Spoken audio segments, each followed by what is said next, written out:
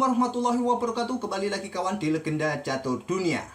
Mulai hari ini kita akan ulas Grand Chess Tour seri kelimanya Sinquefield Cup 2023 yang masih digelar di kota St. Louis, Amerika Serikat. Turnamen ini adalah turnamen over the board kawan, permainan klasik. Kontrol waktu 90 menit untuk 40 langkah pertama. Nanti selepas itu ditambah 30 menit lagi. Tentu ada incrementnya 30 detik. Dan turnamen ini sudah memasuki babak kedua. Kebetulan di babak kedua juga kawan, semua partai berakhir remis. Ada satu partai yang ditunda, yaitu partainya Jan-Christophe Duda versus Richard Rapport. Jan-Christophe Duda ini kawan, kabarnya Jan-Christophe Duda mengalami keluhan sakit. Jadi gamenya ditunda melawan Richard Rapport. 4 partai kawan berakhir remis semua, seperti pada game pertama. Bedanya pada game pertama kawan, dari 5 partai ada 4 partai yang berakhir dengan permainan endgame gajah gelap versus gajah terang kawan. Partainya Maxim versus Levon. Di sini Maxim mempunyai gajah gelap kawan dan Levon gajah terang. Dan partainya Ian Nepomniachtchi versus Richard Rapport. Ian Nepomniachtchi mempunyai gajah terang. Maksud saya Ian Nepomniachtchi punya gajah gelap dan Richard Rapport punya gajah terang. Jan-Christophe Duda versus Anish Giri kawan. Di sini terlihat Anish Giri punya gajah gelap kawan, sedangkan Jan-Christophe Duda ini punya gajah terang.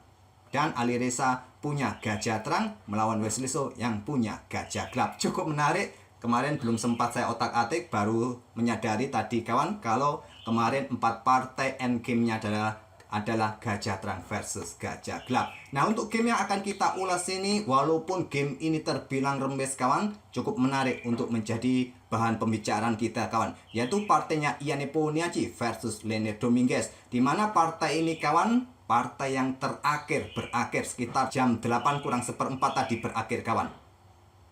Kenapa menarik untuk kita ulas? Langsung saja ke permainannya. Nanti di middle game akan saya berikan sedikit ya bahan untuk dibahas kenapa game ini menarik untuk kita ulas.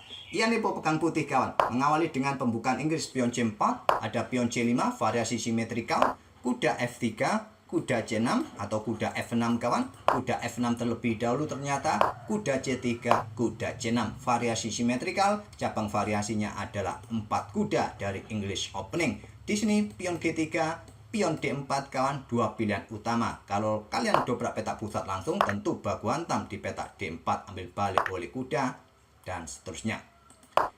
Ian Nepo memilih dengan pion G3 kawan, berencana via Cento. Nah, di sini pion D5 karena belum didahului oleh Ian Nepo, jadi langsung strike, langsung dobrak petak pusat dengan pion D5. Kalaupun kalian mencoba variasi yang super simetrikal, ultra simetrikal, ya dengan pion G6 kawan. Gajah G2, gajah G7, rokade mungkin. Tapi langsung dengan pion D5, pion C pukul pion D5, kuda ambil balik pion D5, setelah gajah G2 baru pion G6 dimainkan oleh Leonel Dominguez, berencana via Cento juga. Nah, di sini rokade merupakan pilihan yang logis setelah gajah sudah naik kawan, merupakan pilihan utamanya. Atau tadi kawan, pion G6 ini bukan pilihan utama juga di posisi ini, yang menjadi pilihan utama kuda ini mundur kawan ke petak C7. Selepas putih rokade diikuti dengan pion E5 langsung untuk kontrol petak pusat, hentikan laju pion D kawan. Nah, bisa dijawab cukup ke petak D3 saja, buka akses bagi gajah gelap. Gajah E7 di sini, kuda manuver ke petak D2 kawan, lompat ke sini, buka akses bagi gajah kawan. Nah, bisa dijawab dengan langkah gajah D7, pertahankan posisi kuda agar pionnya tidak bertumpuk nanti, sekaligus pengembangan perwira. Nah, kuda ke C4, tekan pion yang di sini, bisa dijawab dengan pion F6, lanjut hitam, dan seterusnya. Mungkin balasannya pion F4, bisa dibalas dengan pion B5, ancam kuda kawan, dan seterusnya. Kembali lagi ke langkah aslinya, akan membuat permainan semakin terbuka dengan permainan sisi kiri dan sisi kanan. Pion G6, kuda lompat ke E4 atau rokade yang paling banyak dimainkan, amankan raja.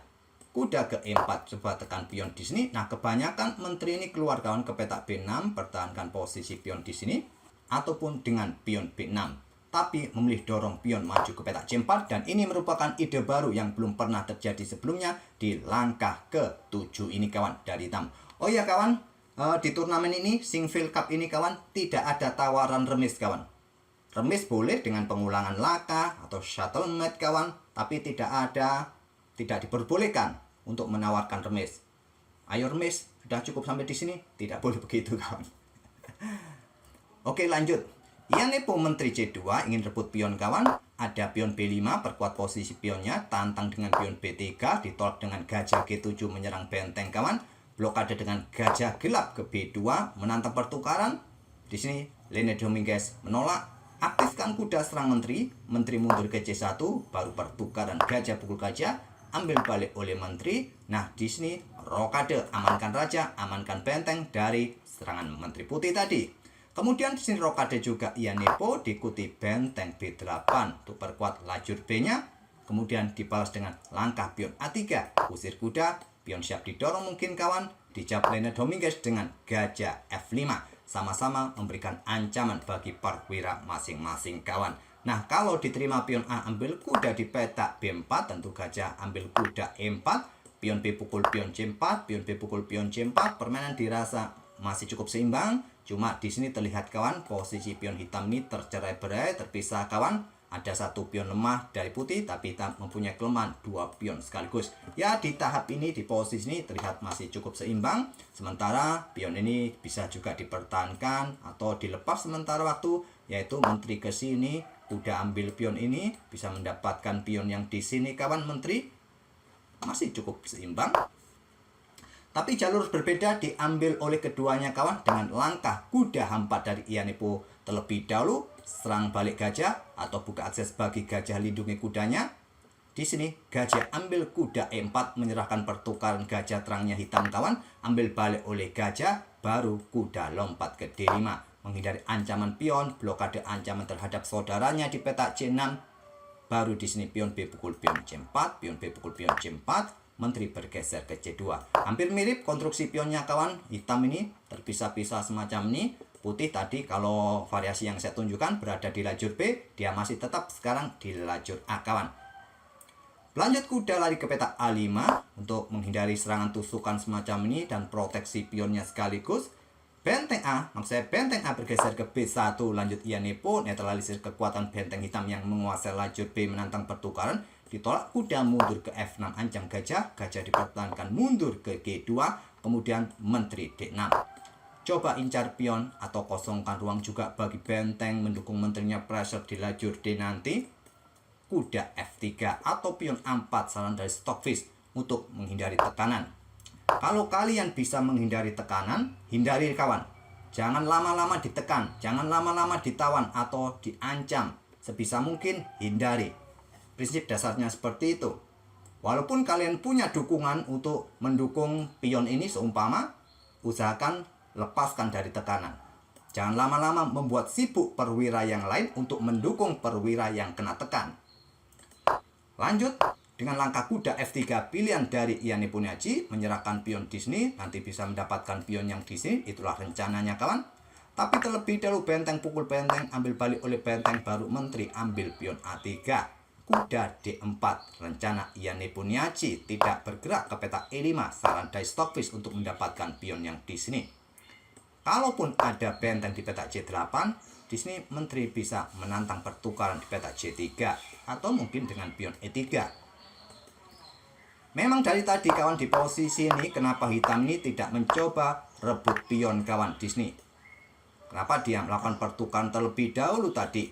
Karena kalau rebut pion langsung di petak A3, maka jawabannya kuda ke petak E5, ada benteng FC8 didahului putih. Inilah bedanya, kawan. Pion ini bisa jatuh, baku hantam di sini, baku hantam di sini. Oleh karena itu pertukaran benteng terlebih dahulu untuk mendapatkan pion A3. Oleh karena itu sekarang tidak dengan kuda E5, kawan. Kuda ke D4 pilihan Yanepo Niachi. Benteng C8 pertahankan pion, pion H3 membuat langkah menunggu, berikan ruang bagi pergerakan raja atau kontrol petak G4 dari ancaman manuver kuda hitam. Pion E5 sekarang ganggu kuda, kuda lompat ke B5 ganggu menteri, kawan. Menteri mundur ke petak C5 untuk perkuat posisi pion dan pionnya yang di sini. Kemudian ada menteri bergerak ke A4 untuk proteksi kudanya dari ancaman benteng yang bisa saja bergeser ke lajur B. Kuda B3 terlebih dahulu, kawan, tidak memberikan tempat atau putus koneksi benteng dengan kuda di sini. Coba ancam pion yang di sini. Dan Disney menteri A6, ancam kuda F6, korbankan pion D2 kawan. Ya bukan pengorbanan namanya, korbankan pion demi mendapatkan kuda. Di sini benteng B8 jawaban dari Lene Dominguez menawarkan pertukaran kuda, ditolak kuda lari ke petak A3, jawaban dari Ian Nepo. Pilihan tepat kawan. Karena kalau menerima tantangan pertukaran kuda Disney, coba lihat kawan. Menteri bergerak ke sisi kanan, tidak ada dukungan dari perwira yang lain untuk menyerang di sisi kanan ini kawan. Malah dia melepaskan penjagaan di sisi kirinya. Karena di sini benteng ambil balik kuda sudah berkoneksi dengan menteri, tak ada masalah nanti kuda caplok pion yang ada di petak D2. Dan juga kalian melepaskan pion di sisi kiri ini kawan. Pion bisa leluasa bergerak maju. Oleh karena itu, pilihan tepat dari Ian Nepo, kudanya ke A3, kemudian raja naik ke G7 untuk menghindari kejutan dari baris belakang atau proteksi kudanya Disney. Tapi pergerakan kuda tadi juga mengincar pion C4, kuda ambil pion C4. Sekarang keunggulan Lene Dominguez sudah hilang kawan. Kembali setara posisi materi. Tapi di sini Lene Dominguez mungkin berharap dengan pion bebasnya di lajur A kawan. Kita lanjut. Benteng B4 tekan kuda. Kuda lari ke E3 atau mungkin dengan pion D3 dijawab dengan pion E4 kawan, atau kuda ke petak D4. Tapi memilih sekali lagi kawan, hindari tekanan saat kalian mendapatkan tekanan. Walaupun kalian punya perwira atau buah yang lain untuk mensupport perwira ataupun buah yang kena tekan, sebisa mungkin hindari. Walaupun terlihat Disney melepaskan pion yang di sini kawan. Memilih pion E4, kalau kuda ambil pion D2 Disney, jawaban dari putih adalah benteng pukul benteng, ambil balik oleh menteri, pion ini jatuh juga kawan. Ataupun juga seperti ini juga bisa merepotkan bagi hitam kawan. Pion E4, menteri bergeser ke A3, menteri mundur ke B6, kemudian ada pion D3 sekarang, pion E pukul pion D3, ambil balik oleh pion, sama-sama mempunyai pion bebas kawan. Satu di pusat, satunya di lajur kiri. Pion A5 mulai dorong, ada kuda C4, ancam pion, menteri maju ke B5, kuda tangkap pion A5. Sekarang berbalik, Ian Nepo unggul satu pion kawan. Nah di sini benteng A4 terlebih dahulu, berikan garduan pada kuda pada menteri. Kenapa langsung tidak ambil balik dengan kuda? Tentu benteng jatuh kawan, hitam kalah nanti. Sama juga kalau diambil menggunakan menteri, selepas menteri pukul menteri ambil balik, benteng jatuh, hitam kalah kualitas. Oleh karena itu benteng A4 terlebih dahulu, Ian Nepo tangkap kuda B3, hitam tangkap kuda A5. Ian Nepo punya satu pion bebas, unggul tipis kawan, 0,3 poin evaluasi barnya. Tapi apapun masih bisa terjadi, permainan bisa remis juga dengan hanya keunggulan 0,3 poin, dengan hanya bermodal satu pion bebas di lajur pusat, apapun masih bisa terjadi. Kontrol waktu mereka pun tersisa 12 menit untuk Ian Nepo Niaji, sedangkan Lene Dominguez 6 menit. Kita berada di langkah ke-36, selepas langkah ke-40 hitam nanti ada tambahan 30 menit lagi. Berlanjut, menteri B5 menantang pertukaran, ditolak mundur ke A7, menteri ke E5, pin kuda dan persiapan untuk dukungan bagi pion di lajur D-nya. Benteng A5, menteri mundur menghindari ancaman, menteri bergeser ke C7, dorong pion terlebih dahulu ke D4. Di sini benteng mundur ke A7, kemudian ada benteng C1 serang menteri, menteri mundur ke D8, pion mulai dorong, ditawarkan kawan, tapi bahaya juga ada discover. Benteng ditumpuk dengan menteri di lajur D, sekarang menteri bergerak ke D4 untuk pin kuda agar tidak bisa berikan dukungan pada benteng untuk ancam pion yang Disney. Raja bergeser ke G8 menghindari pin. Nah, punya kesempatan diangkat benteng ke C5. Kuda mundur ke E8 untuk persiapan blokade pion. Salah satu buah atau perwira yang bagus untuk blokade laju pion adalah kuda kawan. Menurut Grandmaster, salah satu perwira yang kuat untuk blokade laju pion semacam ini adalah kuda. Itulah tujuan nanti bergerak ke petak D6. Benteng C6, itulah kenapa langsung diawasi baris ke-6 kawan. Dan juga menghindari kuda ini lompat kembali ke petak F6-nya.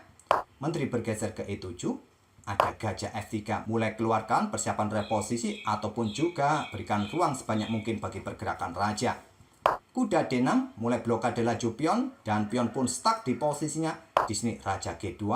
benteng mundur ke D8, membuat langkah menunggu kawan, ataupun juga persiapan dikeluarkan karena pion sudah berhasil dihentikan oleh kuda. Pion H4, pion H5, benteng digeser ke A6, kuda ke F5. Setelah sudah sulit untuk dorong pion G, dia coba aktifkan kudanya untuk menyerang, melepaskan laju pion kawan. Ancam menteri bergeser mundur ke A1, persiapan mungkin menantang pertukaran benteng untuk simplifikasi. Benteng diangkat naik ke petak D6 terlebih dahulu, benteng A8 skak, dan ditantang dengan benteng D8. Benteng ditarik mundur kawan, dan di sini menteri bergerak ke D6, sangat sulit pada posisi ini kedua pemain, dan kita berada di langkah ke-52, tambahan kontrol waktu sudah terjadi di langkah ke-40 tadi kawan. Gajah mencoba ancam kuda kawan. Di sini benteng E8, langkah kesalahan yang terkuat, kuda mundur menghindar. Tapi memilih ke petak E8, ancam gajah di petak E4. Ditantang dengan benteng A8, tidak mungkin kawan ambil gajah karena posisinya satu baris dengan raja. Kuda G7 sekarang backup benteng. Nah, benteng diangkat kembali, ancam menteri. Menteri mundur ke E7, ancam gajah. Di sini gajah mundur ke petak D3, benteng D8 ancam pion. Benteng A7 ancam menteri terlebih dahulu kawan. Dan mungkin siap reposisi nanti bersama gajah di diagonal terang ini. Petak F7 menjadi incaran, atau menteri juga siap menusuk ke petak F6 mendekati posisi pion F7. Di sini kawan ditantang dengan benteng D7. Yang terkuat, menteri ini cukup ke petak D6, tetap mengawal petak gelap ini kan. Hentikan laju pion agar tidak diisi oleh gajah diagonal terang ini, tapi menantang pertukaran dan diterima oleh Ian Nepomniachtchi. Sekarang Ian Nepomniachtchi bisa melenggang atau mengawal pionnya ini sedikit demi sedikit untuk maju. Menteri A8 skak terlebih dahulu. Nah, di sini kawan diblokade oleh menteri E8. Kenapa tidak lari saja raja ini ke petak H7? Karena menteri akan menantang pertukaran dan sedikit demi sedikit bisa mengawal sampai petak D7 nanti kawan. Kalau diterima, tentu putih menang cepat. Oke, kembali lagi ke langkah aslinya. Blokade di petak E8. Nah, di sini kontrol waktu dari Ian Nepomniachtchi lebih banyak ketimbang Leonardo Dominguez kawan. Tapi Ian Nepomniachtchi tidak memanfaatkan kontrol waktunya sebanyak mungkin. Dia hanya bermain dengan increment kawan, terburu-buru menteri ke C6. Inilah alasan kenapa Ian Nepomniachtchi tidak bisa jadi juara dunia kawan. Terkadang langkahnya terburu-buru, membuat langkah kesalahan pada posisi yang unggul. Saat melawan Ding Liren di game terakhir playoff juga posisinya unggul kawan. Tapi dalam posisi unggul tidak menemukan langkah terbaik. Langkah terbaiknya adu menteri terlebih dahulu, ambil balik oleh kuda. Nah, kalian aktifkan raja mulai bergerak naik. Sedikit demi sedikit pion ini akan membuat stres hitam kawan, akan dikawal terus. Ya, mungkin raja bergerak ke petak F8 mungkin. Nah, kalian terus bergerak ke petak E4 di sini kawan. Berikan jalan bagi pion ini didorong dan mencoba nanti meloloskan pion juga di sisi kanan kawan. Raja naik ke petak E7 mungkin di sini. Kalian jawab juga maju saja terus ke petak E5. Kalaupun ada kuda ini juga blokade laju pion di sini, kalian geser raja ini ke petak F4. Idenya seperti ini tadi kawan. Idenya seperti itu. Atau saya ulangi jalurnya Stockfish kawan. Di posisi ini tadi, kalau terjadi baku hantam di sini, Stockfish menyarankan idenya sama, raja maju. Kalaupun kalian hentikan pion ini langsung kawan di petak pusat D6, kalian bisa bergerak maju terus. Raja hitam juga bergeser mulai mendekati petak pusat. Kalian dorong pion F3 untuk dukungan pion G4. Nanti berkoneksi pion di lajur G dan di lajur A. Dorong pion dan satu pion bebas. Nanti hitam akan sibuk mengawal pion di lajur pusat dan di sisi kanan. Itulah ide sederhananya kawan. Banyak kemungkinan-kemungkinan yang bisa terjadi di posisi ini selepas pertukaran menteri kawan. Tapi idenya seperti itu tadi. Pion F3 untuk dukungan pion di lajur A. Ada satu pion bebas di sisi kanan. Ada satu pion bebas di sisi kiri. Tak perlu saya jelaskan satu persatu. Ide sederhananya seperti itu. Nanti langkah-langkahnya kemungkinan juga masih banyak kawan. Tapi di otak-atik apapun, nanti idenya pion F3 untuk meloloskan satu pion bebas. Dan hitam juga nanti kemungkinan punya satu pion bebas di lajur F. Dan tidak mungkin bisa mengejar dua pion bebas sekaligus. Oke, kembali lagi ke langkah aslinya, memilih menterinya ke C6. Nah, di sini menteri ke E5 yang terkuat, raja ke F8 pilihan dari Leonardo Dominguez. Menteri ke C5 skak, Raja G8, pion mulai dorong, Menteri A8 skak, Raja mundur ke G1 skak di peta A1, Raja naik, kemudian Menteri skak lagi berharap mondar-mandir kawan, Raja bergeser ke H2 dan kuda E6. Langkah cerdas untuk mengawal peta ini kawan, peta terakhir dari ancaman pion bisa promosi atau ancam menteri. Menteri bergeser ke peta C4, Menteri A7, lanjut Lene Dominguez. Langkah kesalahan kembali dari Lene Dominguez sedang mengincar pion F2 dan pertahankan baris ketujuhnya dari ancaman pion dorong maju kawan. Yang terkuat tadi Menteri ini ke peta F3, biarkan saja pion ini maju. Raja mungkin akan bergeser ke G1 kawan. Nah, kalian bisa melakukan skak nanti. Kalau ke sini skaknya kawan, Raja bergerak ke peta G2, kalian ikuti kuda ini juga bisa ke peta F4. Korbankan kuda untuk pertukaran dengan gajah. Kalau diambil oleh pion di sini, skak kawan, bolak-balik skak nanti.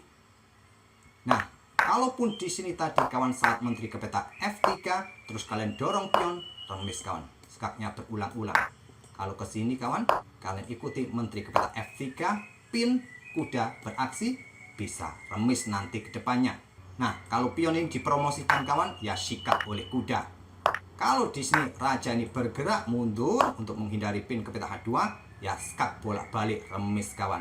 Kembali lagi ke langkah aslinya. Memilih dengan menteri ke peta A7, raja langsung bergeser, backup pionnya kawan. Menteri D4 menantang pertukaran. Nah, di sini kawan diterima. Sekarang posisi Ian Nepomniachtchi bisa berharap pada pion bebasnya dan bisa menang. Tapi sayangnya dia terburu-buru untuk dorong pion kawan. Lagi-lagi langkah terburu-buru. Langkah terbaiknya adalah membuat langkah menunggu dengan pion F3. Hampir sama nanti idenya kawan. Dorong pion G4 untuk bisa meloloskan pion ini berkoneksi dengan pion G kawan kalau diterima. Dan nanti ada satu pion yang bisa melenggang kawan. Tak perlu saya perpanjang variasi ini, idenya hampir sama seperti tadi, tapi langsung dorong pion D7. Kuda C6 jawaban dari Lene Dominguez, langkah cerdas. Apa bedanya jika bergerak ke peta E6 untuk kawal peta terakhir di sini? Ini memberikan kesempatan tempo bagi pion ini didorong kawan untuk memperlemah struktur pion. Dan nanti hampir sama ceritanya kawan, ada beberapa pion bebas. Anggap saja raja ini bergeser ke peta F8, pion dorong, pion sikat di sini kawan. Dan di sini bisa di sini nanti konstruksi pionnya raja bisa mengawal pion hitam yang akan hancur. Di sini ada dua pion bebas, putih bisa menang kawan. Ide sederhananya seperti itu. Kemungkinan langkahnya banyak juga bisa diambil, tapi ide sederhananya pion ini lemah bisa dikejar oleh raja, jatuh, dan satu pion bebas bisa promosi, putih bisa menang. Kuda C6 jawaban dari Lene Dominguez, langkah cerdas. Gajah B5, kuda mundur ke D8, raja F3, raja F8, raja ke pusat ke E4, sekarang raja ke E7. Nah, bagaimana jika pion ini sekarang didorong maju untuk membuat satu pion bebas? Kudanya akan ke peta E6 untuk kawal nanti. Raja sudah bisa mengawal di lajur D ini. Sulit kawan, remis. Pion F4 langsung dorong, kuda E6, gajah C6 di sini kawan. Dan di sini kalian bisa melakukan skak di sini untuk mendapatkan pion nanti bertukar dan posisi pionnya sama 3 buah remis. Memilih raja naik ke peta D6, gajah 4, kuda C5, pion jatuh, bertukaran kawan dan tidak diladeni tantangan tadi. Baru di sini pergerakan dan mempertahankan posisinya kedua raja kawan. Permainan berakhir remis dengan buah di atas papan habis di langkah ke-87. Oke, itulah kawan permainan dari Ian Nepomniachtchi dalam posisi yang unggul, sempat 2 kali melewatkan momen terbaiknya karena terburu-buru. Itulah kenapa Ian Nepomniachtchi sulit menjadi juara dunia. Oke, semoga permainan dari kedua pemain tadi dengan ide pembukaan English Opening dengan permainan simetrikalnya kawan bisa jadi bahan referensi kalian dan kita akan bertemu di video-video berikutnya. Terima kasih. Wassalamualaikum warahmatullahi wabarakatuh.